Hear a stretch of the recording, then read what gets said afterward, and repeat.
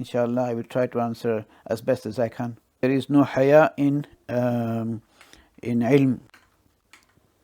As I teach Mishkat Sharif to Mishkat girls, I am very open.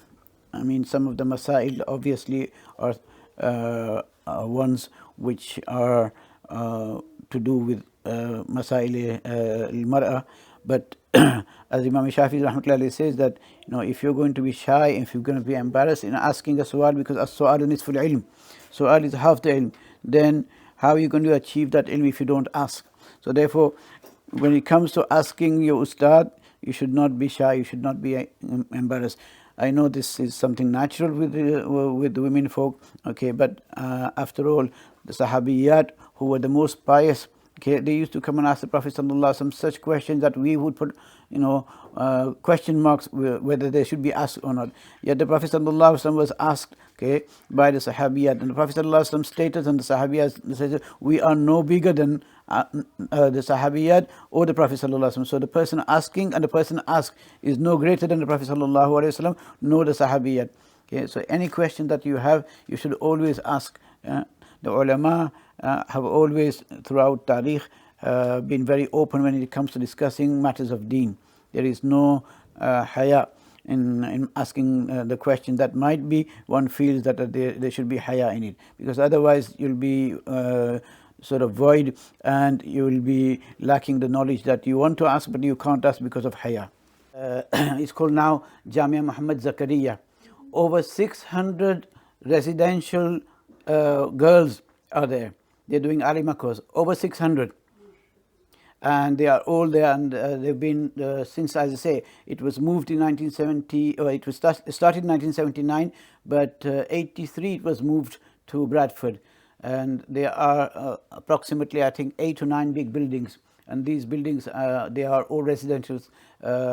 So there's more than, as I say, 600. And one of the farigat from there was a 65-year-old, mashallah, lady who used to do the khidmat of the girls, who used to do the cooking and the cleaning and all the other things. And she got the shauq and she got the zeal of learning as well. So she started at a very late age, in her late 50s. And mashallah, she became alima at the age of about 65. So yes, besides that, we have another Darul Uloom which is in Lancaster. Again, something like 300 to 400 girls and alima become alim. This is again a residential. And besides that, there are many, many more now.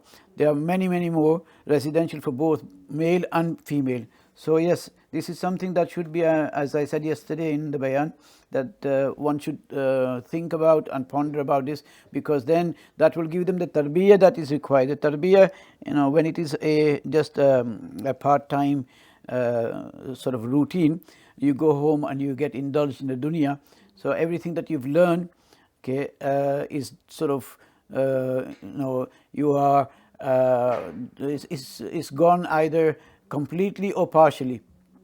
So therefore the mahol is very important. Creating that environment is very important, where there is for everybody a routine which they follow on a daily basis, and that routine for a number of years will carry on, will make them the alima, the spirituality will come into them. Otherwise the spirituality does not come. It lacks the spirituality to a great sort of degree. So therefore this is something that I strongly urge the people here to look into and think about.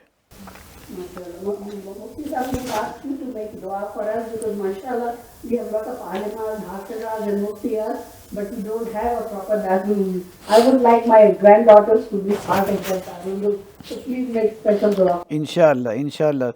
May Allah subhanahu wa ta'ala make it easy for everybody. And as I said, this is something that we, if we all get together, okay, it is achievable. It's not something that is impossible. It is very easily achievable. It's only a matter of making it, getting together and thinking about this, and then putting some action plan into it, and start it from, even if it's on a very small scale. It doesn't have to be on a grand scale. It will automatically grow, because once people realize the benefit of it, they'll start growing, and you will have to soon get into a bigger premises, a bigger place. So this is something that you should all look into and have a think about it, inshallah.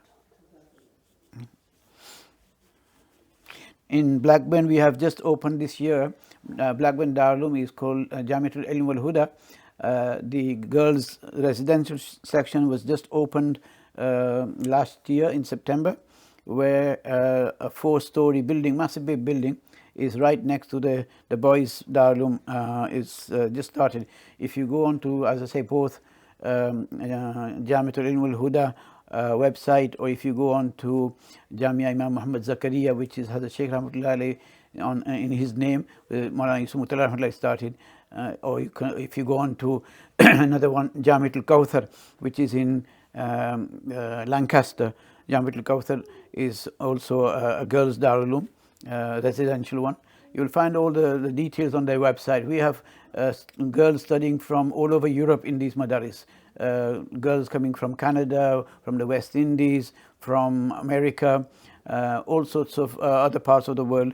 They study there for 5-6 years as alima courses. So these are all residential ones, all 3 of them that I've just mentioned.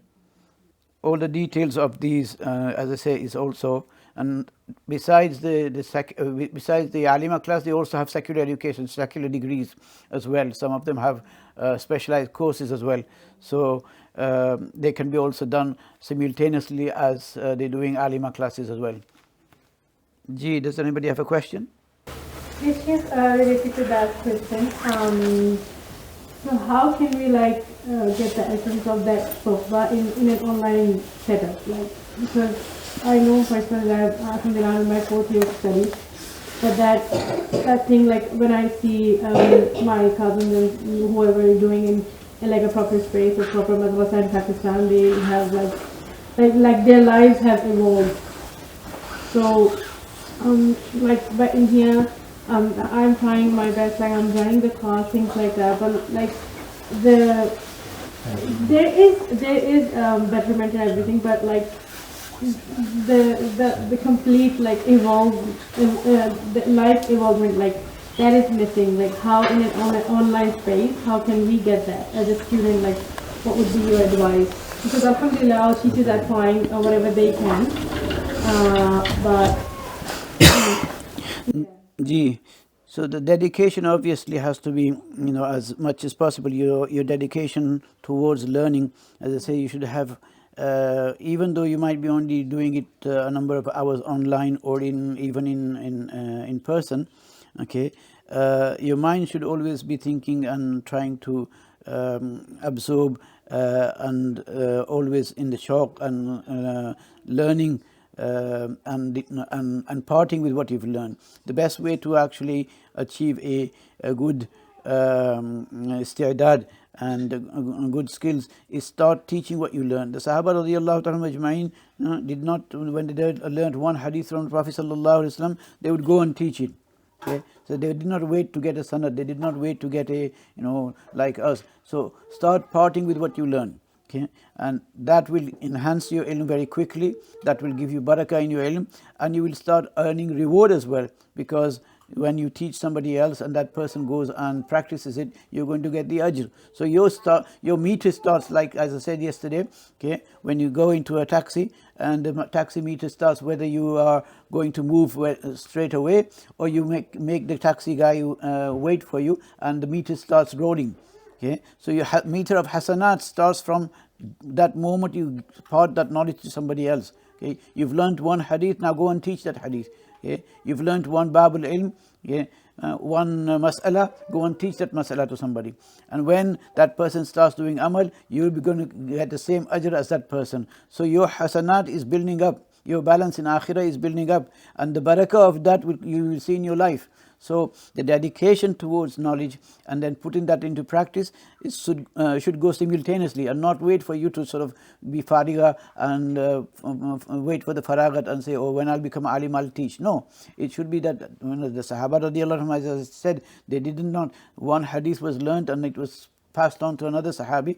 Okay, it was given to another Tabi or anybody else, and they would benefit from that themselves, as well as the other person. So this is how you should conduct yourself in learning and teaching at the same time, and not wait for, say, oh, I'm going to finish off my faragat in 5 years or 6 years or whatever, and then I'll start teaching maybe a maktab or something. No, whatever you learn, dispense that knowledge to the next generation, to the next person, whoever is in need of it.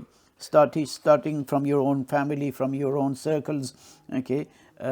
This would be ideal to start off with, and then you can teach whoever you can with your own time, your time permitting, whatever time you have, then you can utilize that time in teaching, inshallah.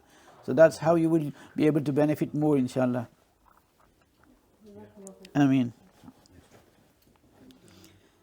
And even after faragat, one should always stay in touch with teaching, because you learn more through teaching than actually doing your own studies. Because when you are going to teach, you've got to prepare, and preparation, okay, means that you've got to do research, you've got to do your own mutala, and that is when your real test comes. So if you know your dars, if you know your material, you'll be able to dispense that, because you know the questions that will be asked by your student, okay, you will be ready for that, and you have to prepare for that. So the real ilm, okay, it comes when you start teaching, because you're going to face all sorts of questions from your students, and therefore you have to be prepared for that. Okay, Jazakallah khaira. Inshallah, mukhtasar dua, and then we will leave for Isha Salah. اللهم صل على محمد وعلى ال محمد كما صليت على ابراهيم وعلى ال ابراهيم انك حميد مجيد. اللهم بارك على محمد وعلى ال محمد كما باركت على ابراهيم وعلى ال ابراهيم انك حميد مجيد. اللهم ربنا ظلمنا انفسنا وان لم تغفر لنا وترحمنا لنكونن من الخاسرين. ربنا ظلمنا انفسنا وان لم تغفر لنا وترحمنا لنكونن من الخاسرين. ربنا ظلمنا انفسنا وان لم تغفر لنا وترحمنا لنكونن من الخاسرين. ربنا هب لنا من ازواجنا وذرياتنا قرة اعين واجعلنا للمتقين اماما. رب اجعلني مقيم الصلاة من ذريتي ربنا وتقبل دعاء. ربنا اغفر لي ولوالدي يوم يقوم الحساب. رب ارحمهما كما ربياني صغيرا. رب ارحمهما كما ربياني صغيرا. رب ارحمهما كما ربياني صغيرا. اللهم آت نفوسنا تقواها وزكها أنت خير من زكاها أنت وليها ومولاها.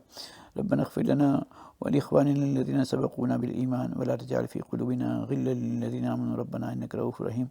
اللهم حبب إلينا الإيمان وزينه في قلوبنا وكره إلينا الكفر والفسوق والعصيان واجعلنا من الراشدين واجعلنا من عبادك الصالحين الذين أنعمت عليهم من النبيين والصديقين والشهداء والصالحين وحسن أولئك رفيقا. رب زدني علما رب زدني علما رب زدني علما. اللهم علمنا ما ينفعنا.